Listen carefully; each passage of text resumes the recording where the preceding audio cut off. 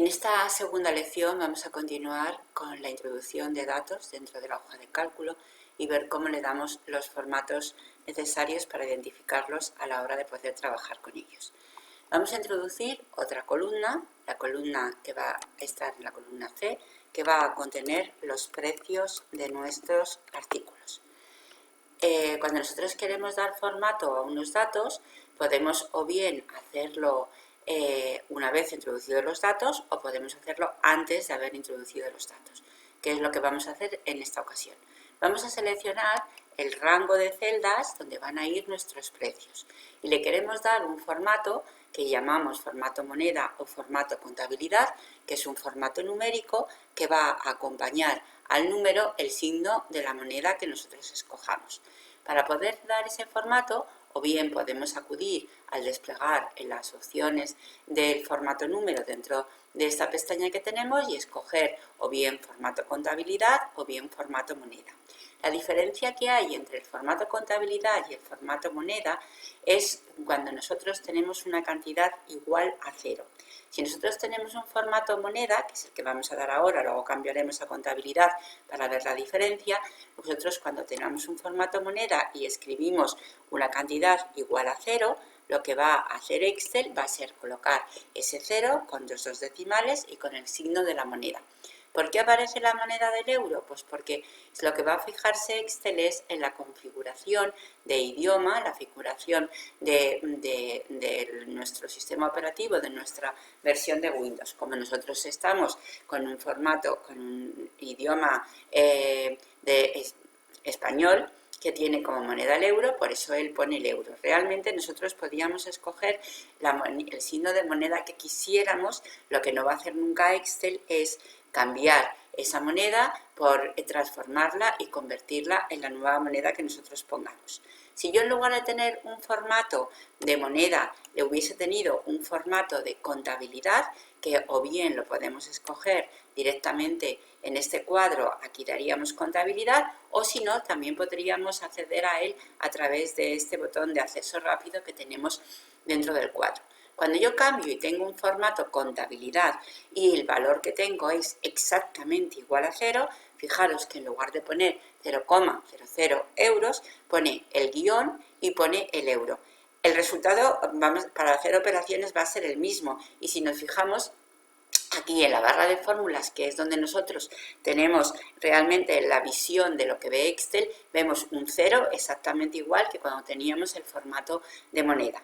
Porque a Excel, vuelvo a insistir, como os decía en la lección anterior, a Excel el formato no le va a suponer nada, vamos a decir así, nada importante, a no ser que el formato que nosotros demos no sea compatible con el dato que tenemos.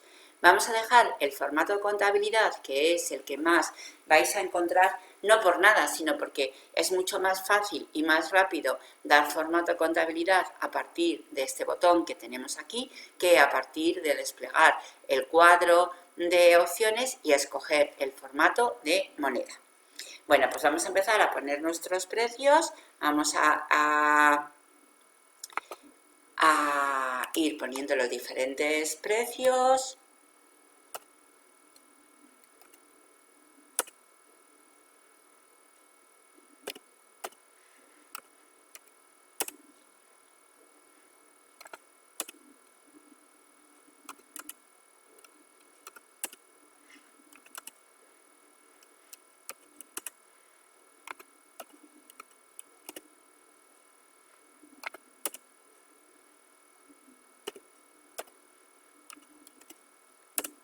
Muy bien, ya tenemos los precios puestos. Ahora vamos a pensar que hay veces que nos damos cuenta de que necesitábamos o una columna o que necesitábamos insertar una nueva fila entre las filas que ya tenemos creadas o una columna a la izquierda o a la derecha o a la izquierda o a la derecha de una determinada columna que nosotros tenemos ya insertada dentro de nuestra tabla. Vamos a pensar que antes de la columna artículos quiero una columna que ponga la fecha de entrada de esos artículos en mi almacén. Cuando nosotros queremos insertar una columna o insertar una fila, vamos a tener en cuenta que las filas las va a insertar Excel por encima de la fila en la que yo me encuentre en ese momento. ¿Qué quiere decir? Que si yo, por ejemplo, quisiera insertar, imaginemos, entre los puerros y las lechugas una columna que fuesen las acelgas, por ejemplo, entonces yo para insertar una fila entre lechugas y puerros, sé que me tengo que poner en la fila número 7, donde están las lechugas, para que él inserte una fila por encima de las lechugas. Para insertar una fila o una columna tengo varios caminos. Acordaros que estuvimos viendo que vamos a ir aprendiendo una serie de atajos de teclado que nos van a ser muy útiles a la hora de trabajar con el programa. Para poder insertar una fila o una columna, lo único que tengo que saber es la posición en la que estoy y esa condición de que las filas las va a insertar por encima de la fila en la que yo me encuentro. Pues muy bien, si pulsamos la combinación de teclas Control y más, automáticamente Excel va a insertar esa fila por encima de la fila en la que yo estoy. Una vez insertada la fila, yo accedo a introducir el formato que necesito para esos datos que he colocado. Y ya veis como que Excel tiene automáticamente, le da todos los mismos formatos que teníamos en la fila que les acompaña. Si yo quisiera eliminar una fila o eliminar una columna, en lugar de pulsar la combinación de teclas una vez que tengo seleccionada la fila, una vez que tengo seleccionada la columna, en lugar de pulsar la combinación de teclas Control y más, pulsaría Control y menos y automáticamente desaparecería esa fila, eliminaría esa fila o esa columna. Para insertar columnas voy a proceder de la misma manera, teniendo en cuenta que las columnas Excel las va a insertar a la izquierda de la columna en la que yo me encuentre. Por lo tanto, yo quiero insertar una columna a la izquierda de la columna A, me estoy en la columna A y posiciono Control y más e inserto una nueva columna. Fijaros que además lo que va a aparecer es otra etiqueta inteligente, como nos pasaba cuando arrastrábamos y copiábamos. Esta etiqueta inteligente lo que me quiere preguntar es si yo quiero que mi columna tenga el mismo formato de la columna que tiene a su izquierda o de la columna que tiene a su derecha o que no tenga ningún formato. En nuestro caso nos va a dar igual porque nosotros vamos ahora a darle un formato determinado, un formato de fecha. Muy bien. Entonces, estamos en esa columna, en la columna A, es donde vamos a escribir fecha de entrada. Cuando yo introduzco texto dentro de una celda y ese texto no cabe dentro del ancho de la columna, fijaros que lo que yo visualizo es solamente la parte que le correspondería a ese ancho de columna y el resto queda escondido. Sin embargo, en mi barra de fórmulas yo estoy visualizando completamente todo ese texto de la celda. Aquí, para visualizar completamente el texto, podemos decir, dos caminos. Un camino a hacer más ancha esa columna para que visualice todo lo que es el contenido de la celda y otro camino que a veces nos es más útil porque yo no quiero desperdiciar ese espacio dentro de mi hoja de cálculo sería la opción de ajustar texto. Cuando yo ajusto texto, lo que consigo es que en el ancho de mi columna se escriban tantos renglones dentro de la celda para que yo visualice al completo ese contenido. Eso sí, yo estoy sacrificando el alto de la fila porque no puedo tener, vamos a decir así, todo en el mismo ancho de la columna, visualizar el texto a costa de tener esa fila más ancha.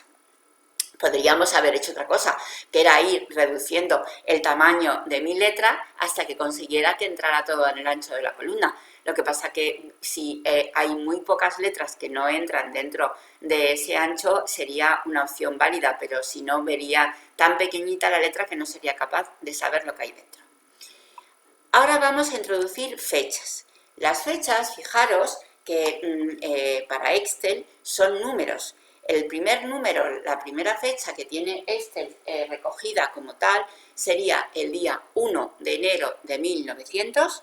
para los sistemas operativos de Microsoft, Windows, y el día 1 de 1904 para el sistema operativo de Apple, serían los Mac, porque para diferenciarse unos de otros han tomado cada uno de ellos ese punto de partida.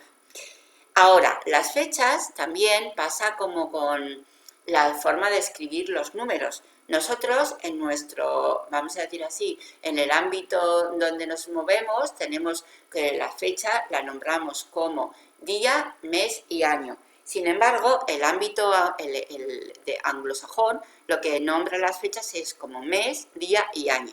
¿Qué quiere decir esto? Pues esto quiere decir que nosotros vamos a tener que indicarle a Excel las fechas tal y como las tenemos recogidas en nuestro reloj, en nuestro sistema operativo. Y vemos que aquí tenemos el día, una barra, el mes, una barra y el año. Vamos a ver que nosotros vamos a poner que tenemos el día 24 del 4 del 2020.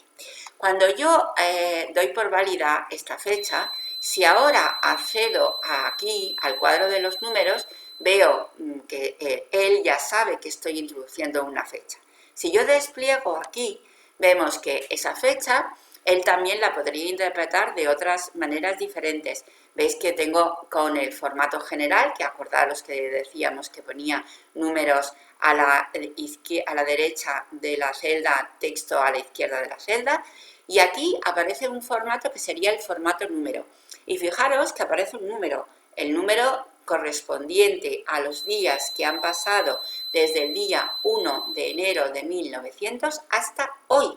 Han pasado 43.945 días. ¿Qué pasa? Que al ser las fechas numéricos, valores numéricos para Excel, lo que me permite a mí es hacer operaciones con las fechas. Yo puedo saber cuántos días hay entre dos fechas. A una fecha de entrada en el almacén podría añadirle X días para saber si yo tengo que por ejemplo, hacer un vencimiento, pagar un vencimiento de una factura. Entonces, es muy importante que nosotros introduzcamos las fechas tal y como quiere Excel verlas, para que de esa manera nosotros podamos luego hacer operaciones con esas fechas. ¿De acuerdo? Muy bien, pues nosotros tenemos aquí la posibilidad también de tener varios formatos. En este caso vamos a quedarnos con la fecha corta, que es la que hemos puesto, y podríamos tener otra fecha, que sería la fecha larga, que lo que va a hacer Excel es introducir directamente, tal y como vemos en pantalla. Vemos el día de la semana, con el número del día y con el mes que corresponde y el año que corresponde. Fijaros lo que veo yo y fijaros lo que ve Excel. Excel sigue viendo la fecha tal y como nosotros la hemos introducido, pero a veces nos interesa más tener este formato para que de esa manera identifiquemos a lo mejor el día que corresponde a esa fecha. Si no queremos ni una ni otra de las formas que tiene Excel de indicarnos las fechas, también podríamos acudir aquí a más formatos de número.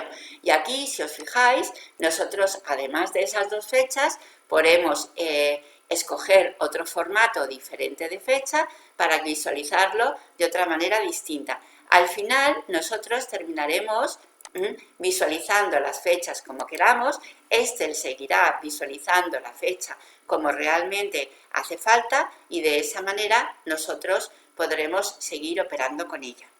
Ahora mismo él ha vuelto otra vez a dejarnos nuestra columna con el mismo ancho que tenía antes. Si yo me posiciono entre las dos letras de las columnas y hago doble clic, veremos como Excel lo que hace es que adapta el ancho de la columna al tamaño justo para que nosotros visualicemos el contenido.